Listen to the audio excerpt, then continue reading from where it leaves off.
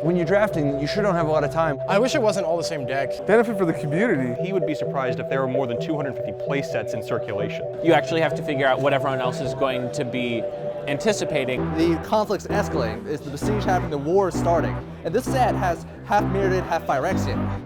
Grasp of Darkness is 2 black mana for an instant to give target creature -4/-4 until end of turn. I'm just excited just to open the packs and just try to build a deck.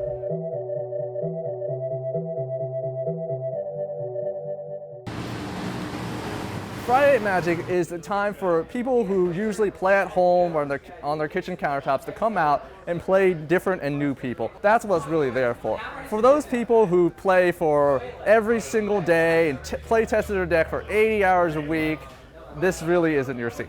This is where we kind of come together and have some fun.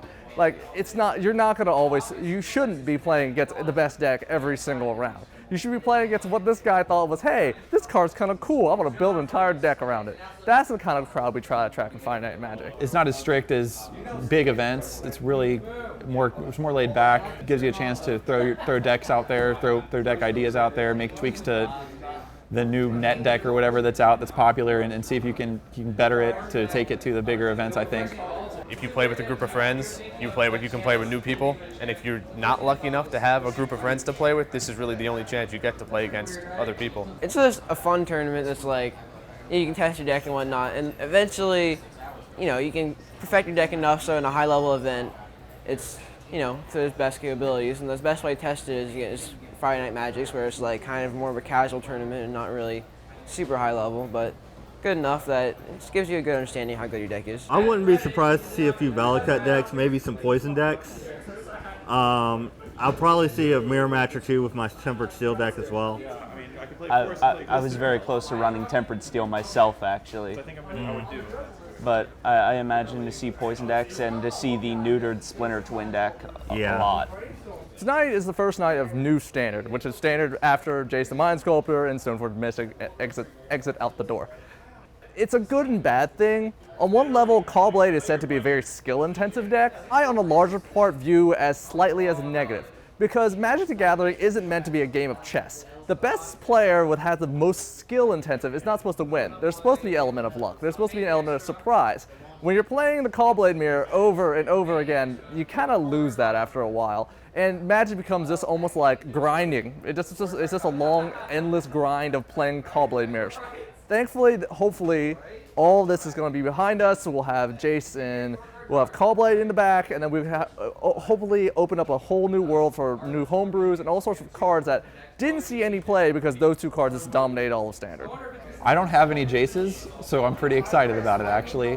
It'll bring back Valakut, which I'm not thrilled about because I don't have a very good matchup against Valakut, but other than that, it's pretty exciting. I actually like the idea of seeing more than one successful deck.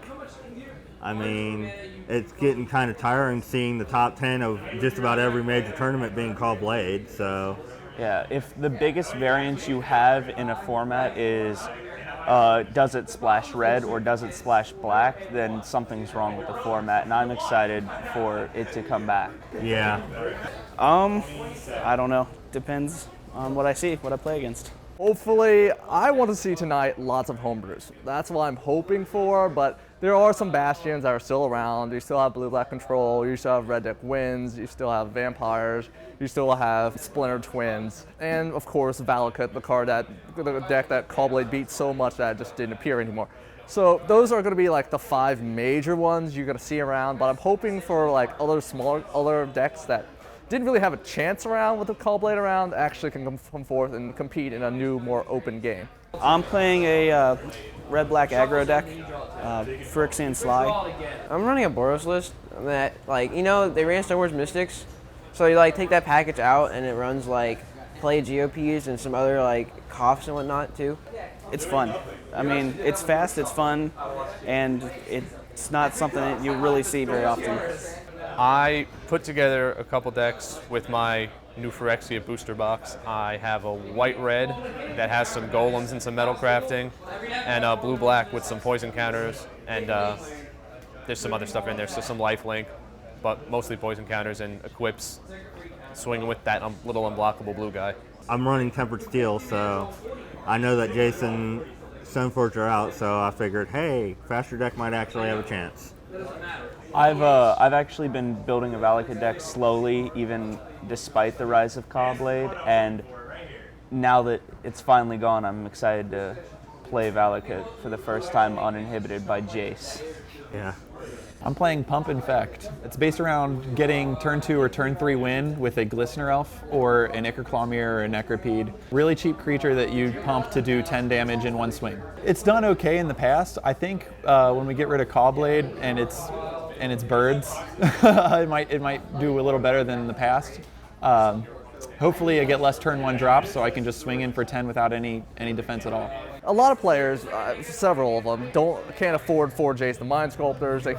They just don't want to assemble that deck, and they don't want to play that deck. They want to play something fun and interesting. So for them, it finally opens up the door that they actually have a chance, which means hopefully more people will play Standard. Because a lot of people dropped out of Standard because it was getting stale, it was getting boring, it was playing Caw-Blade over and over again. So hopefully, with that being phased out, we can have more players come back to Standard, which I think is a good thing. I stopped playing Friday Night Magic because of the rise of Caw-Blade and switched exclusively to drafts or even just not showing up. But now that it's gone, I'll be here as many Fridays as I can. Unless you played something that killed him by turn 3, you weren't getting anywhere. So, and even then, that might not be enough. So. Well, it was built around cards that I mostly already had. I just bought Inkmoth Nexuses and that was it. And I kind of think it's a good troll deck because it's nice and cheap, and it beats up on all these expensive decks that people are dropping lots of money on. So, you know, it's my $30 Infect deck against your $150, $200 top 3 deck.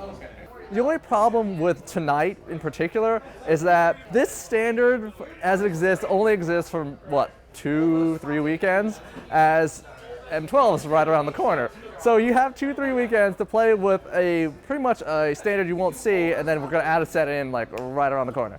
So we'll have to see what actually happens with this one, because M12, for what I've seen, may have some shake-ups in this game a little bit. Hopefully it does. I think it'll be a more balanced playing field, for sure. I think I'm going to lose. I'm ready for it.